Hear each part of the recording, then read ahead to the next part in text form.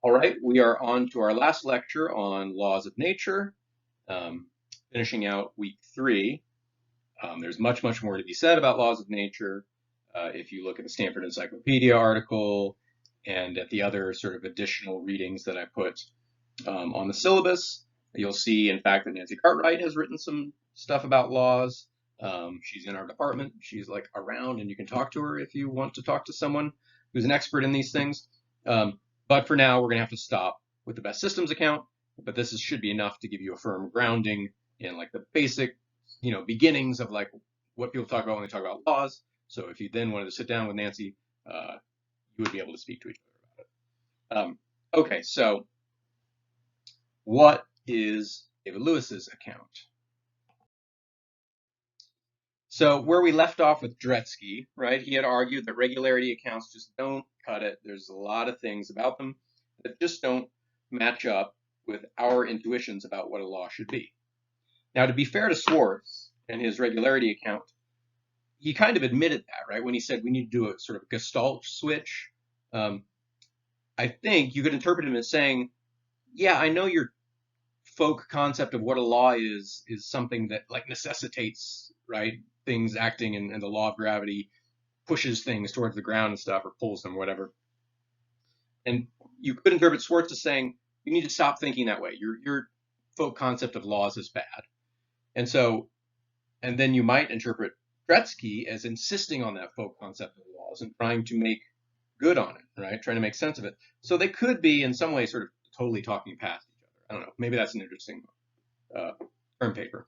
But since we're following Dretske right now, right, he said, look, if you really want to sort of do justice to our concept of what we think a law should be, then you can't deal with regularity accounts. You got to talk about laws as relationships between universals, right? And then universals were different than the properties that objects have. Universals are things that exist independently of objects and their properties. So the property of being a diamond, the property of diamondness, right, has a sort of necessary relationship with the property of having a particular refractive index, right? And that would be the case whether there were really any objects that were diamonds. We could destroy all the diamonds, right? I don't know. They're very hard. They're hard to do. You can pulverize diamonds, right? So we could totally destroy them all, but nonetheless, those universals would exist and they would have the same relationship. Now, Lewis is a nominalist, right? And so he is one of the people that, like Dretske was worried about at the end of his article, right? Where he says, look, you might have a problem with the idea of a universal that just floats free of any instantiation in any object. And Dretske says, well, just get used to it, right? It's the best account. You're just going to have to swallow it. Well, Lewis doesn't want to. Lewis is a nominalist, right? And what that means is he's someone who doesn't believe in the literal existence of universals. He believes in objects. He believes they have properties, but he doesn't believe there's anything extra beyond that, right?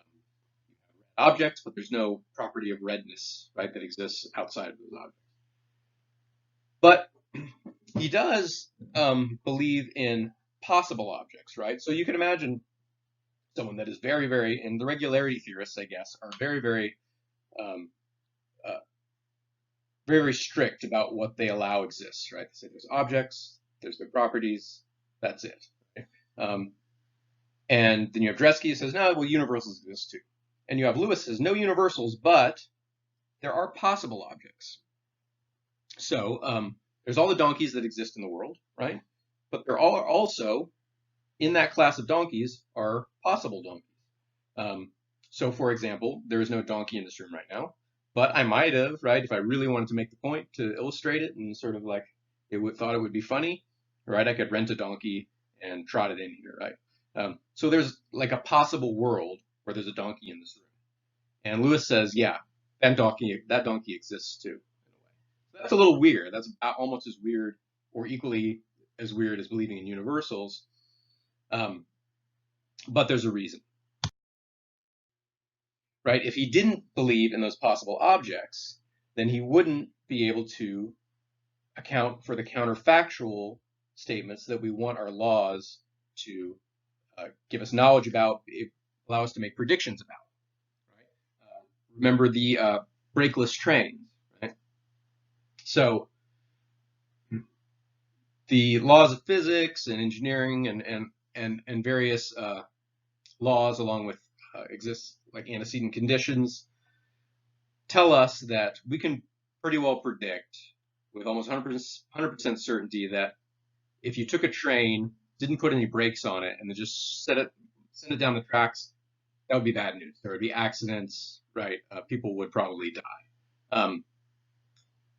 And a problem with the regularity account is that there was nothing, since there are no brakeless trains, right? You can't say. Who knows, right? Regularity account of laws. Laws only tell us about what exists. We want our laws to tell us about stuff that could happen, right? That would happen if things were different. Well, Lewis can account for that because he believes in possible trains, right? Possible brakeless trains. So his account, because he is committed to some extra weird stuff, not universals, he can deal with these counterfactuals, right? So that will be a big help to him in making his account better than the old regularity accounts, and hopefully just as good as Dretski's, or so he thinks.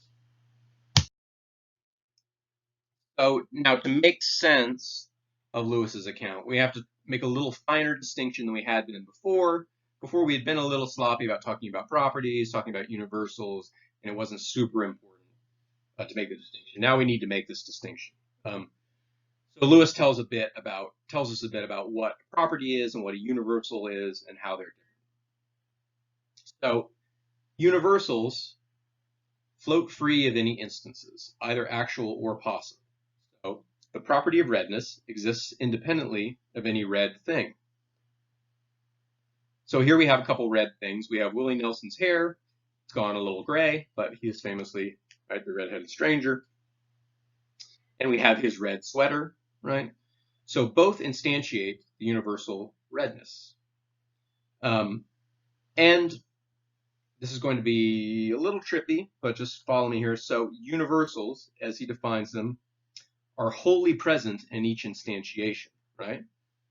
So redness can exist without the sweater, but every time you have a red sweater, redness totally exists in the sweater, right? And redness totally exists in his hair, and so his hair and his sweater literally overlap in that they both contain redness. So think of like a Venn diagram, right? You got sweater, you got hair, and they intersect because they both contain the universal redness. Properties, on the other hand, are tied to the existence of their instances, right? So a property of redness to exist, there has to be a red object. Whereas we could, if you were to destroy every red object tomorrow, the universal redness would still exist, but the property of redness would no longer exist. Okay. I know this is trippy, but keep following with me. Properties are spread out across their members. So the property of redness strictly is just the set of all red things, right? Whereas, as I just said, things that instantiate the universal red overlap, right? They each totally contain the universal. Okay, so that's just a bit about the distinction. I'm not going to like quiz you on the details of this, right? But I want you to start to have a sense of that there is a difference, at least when I talk about properties and when I talk about universals, right? And how they behave according to Lewis. Okay, and as we saw, Lewis, this all sounds pretty weird, but Lewis doesn't mind that it's weird. He does metaphysics, right? Some of it's weird, and it's all about sort of like what gives you the best results, sort of with kind of the minimum weird stuff you have to commit to. So for Lewis, he thinks you don't need universals. You can just make do with properties and possible objects. Okay. And he thinks that this is going to give us an account just as good as Drexel's. So let's see. Now we need to make a further distinction, because the way he's going to do this is he's going to make a sort of special category of properties that do the same job as universals, right? So one more difference between universals and properties that's important for this. Universals are sparse, is what Dretske says.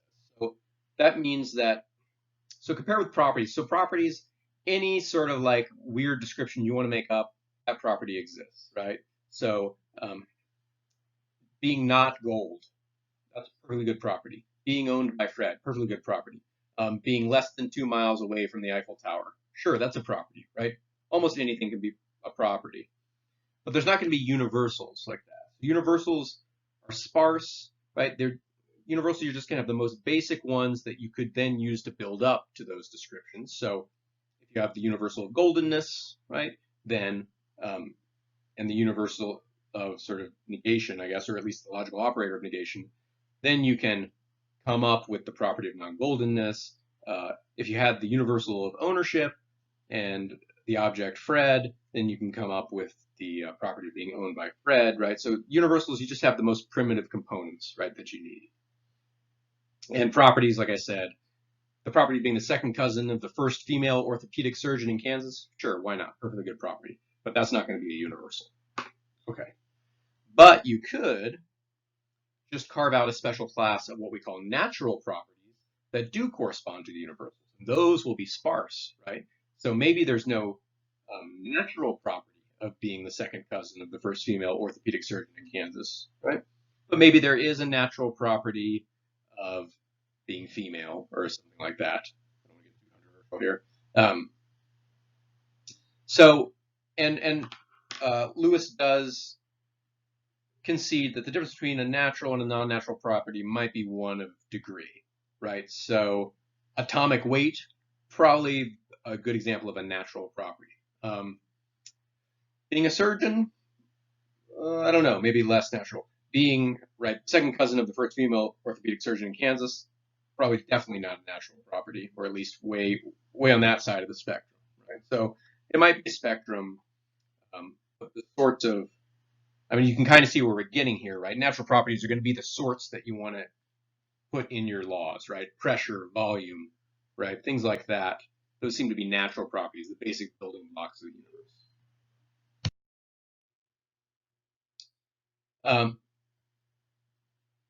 So I debated on this slide, right? But so Lewis does offer sort of a little, his own little objection to necessitarianism, but it's not very original, right? So he says, why not just be like Dretske, right, and believe in universals? And he says, well, I'm basically like Hume, right? I just don't, if you're going to tell me that there's some necessary connection, right, between being a diamond and having a particular refractive index, he says, and if you don't mean logical necessity, right? If you don't mean the kind of necessity like 2 + 2 = 4, or all bachelors are married, like the sort of necessity where to even try to think of the opposite would lead you into a contradiction, right? He said, if you're not talking about that kind of necessity, then I don't know what you're talking about, right? How can it be necessary that diamond always has the refractive index of 2.419, I think it was? He says, the only thing I can imagine that you mean by that word necessity is constant conjunction, right? That it just always happens that whenever we run into a diamond, it has that refractive index. And he says, but if that's what you mean, then you're just a regularity theorist. So he says, that's his argument, right? He kind of throws up his hands and says, they don't, this word necessity that they're using, I don't know what they mean by it, right? They can't give you a good explanation of it. So here now is Lewis's account, right? It's called the best systems account. So it's a kind of regularity theory, but he wants to take the concept of natural properties and use that to separate the regularities that are laws from those that aren't, right? Now remember, this was part of our problem with regularity theory. We had pretty much, like, we had all these generalizations, right? These universal truths that, according to regularity theory, I guess have to be laws, but they seem like bad laws, right? Remember, we had the one, like you could build ones that only applied to Rick Grush, right? You have these ones about things that are mined in kimberlite, have a particular refractive index, and they're all, regularity theorists were trying to think of ways to sort of rule those out and say, no, those don't count as laws. And Lewis thinks he has a good way to do it, right? If you use natural properties. And also, for regularity to count as a law, it has to be part of a theory, and it has to be part of a good theory, right? So this sort of implicitly adds, you remember some of those conditions that Gretzky mentioned, right? That like being sort of having explanatory power, being predictive, those are kind of implicitly included, right? When we pick our best theory, those are usually the ones that have all those sort of virtues, practical virtues to them. So we have all these universal generalizations that are true, but the only ones that count as laws invoke natural properties, and they're part of our theories, our best theories. So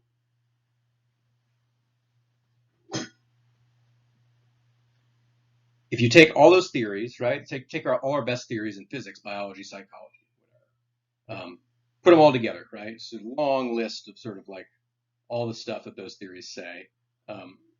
Call that our best theory of the world right now. And there's going to be a lot of regularities in there.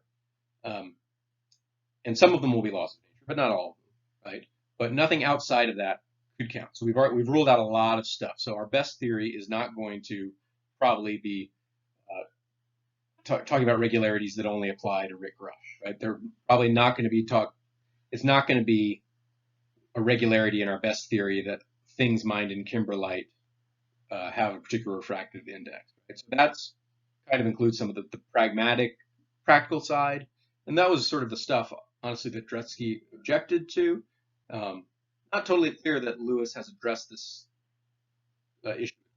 Maybe a paper topic here somewhere. Right? But then we're going to have further conditions, right? So that requiring that the laws of nature be in our best theory rules out a lot of regularities, but there's still going to be some extra regularities that we want to, within the theory, that we want to say those don't count as laws. Okay, we have some further conditions though in the theory, right? It needs to be true, right?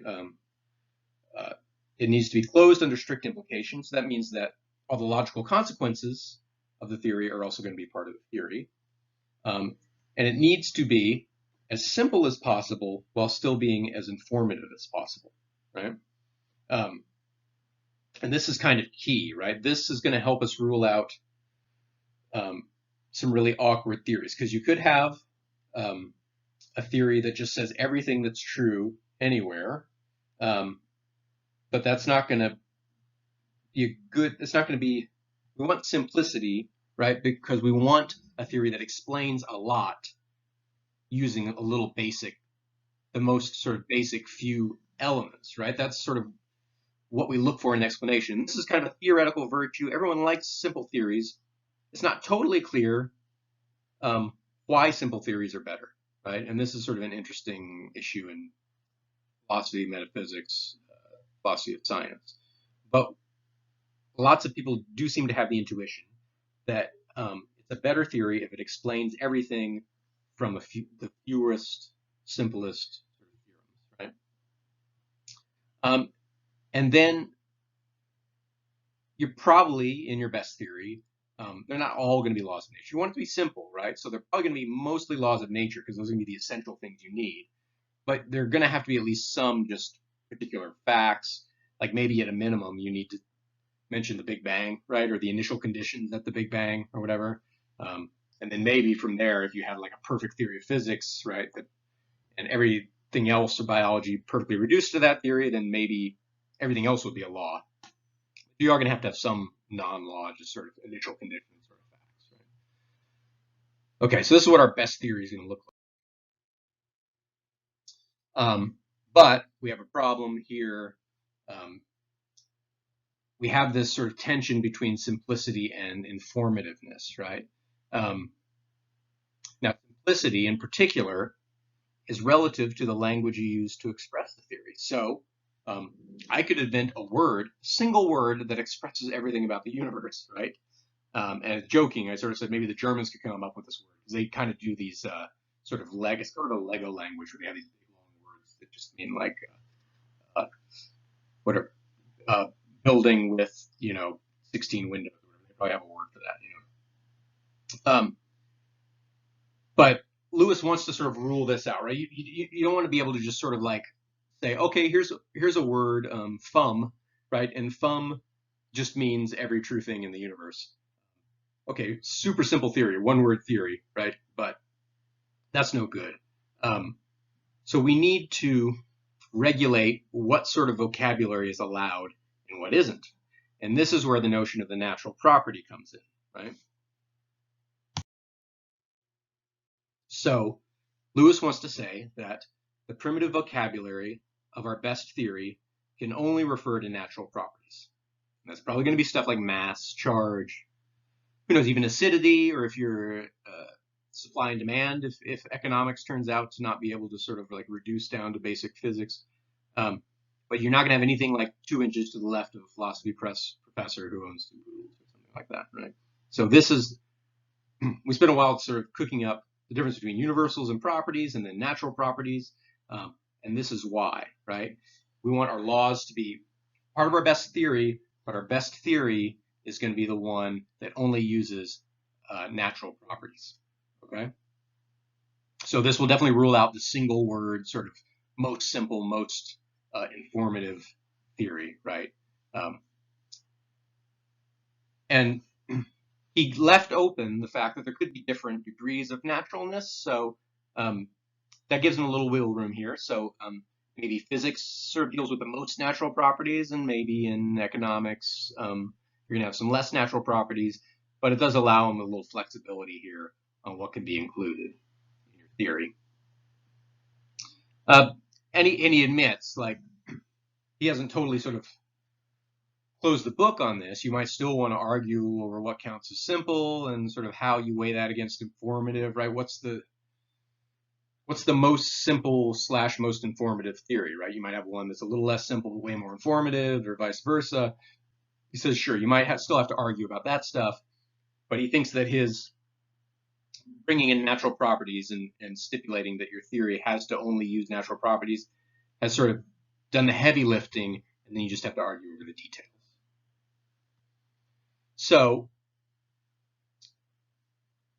in a sense, Lewis, and if you read his article, he talks positively about universals in a lot of ways, right? It's called New Work for Theory of Universals. He thinks, wow, universals are very handy things, right? But what he's doing, he's saying, if we have natural properties, we can actually just sort of get rid of universals. One less sort of kind of weird type of entity in the universe, might as well do away with it. We can do just as well with natural properties. And what you do end up with is a sort of regularity theory, right? It's got these sort of generalization plus X, like Dretske said. It's kind of one of those, but his plus X is pretty clever. And the plus X here really is has to be, right, in a theory. It has to be a generalization that's in one of our best theories, right, that only uses natural properties and so on, all the stuff I just said. So, very interesting, right? You know, I pointed out some points where maybe it's talking past Dretske, or it's not the most precise. It wasn't clear to me, right? Because he does say there are going to be some non-laws of nature in your theory. Maybe even some non-law generalizations, and it wasn't 100% clear that he distinguishes those from what would be the difference between the laws and the non-laws within our best theory.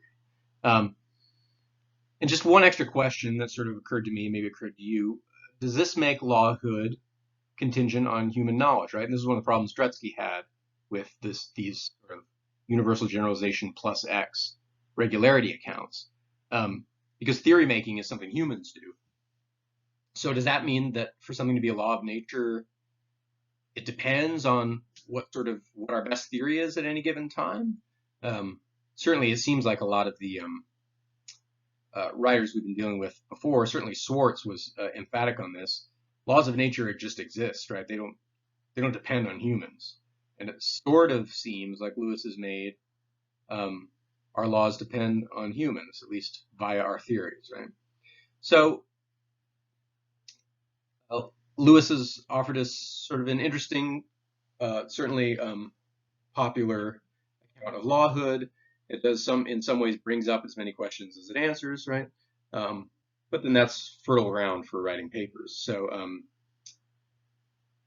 that wraps up our talk of laws now. But if you find this subject interesting, lots of opportunities for paper topics, I think. Um, and yeah, continue to think about it. Looking forward to your discussions, and I will see you in on Wednesday.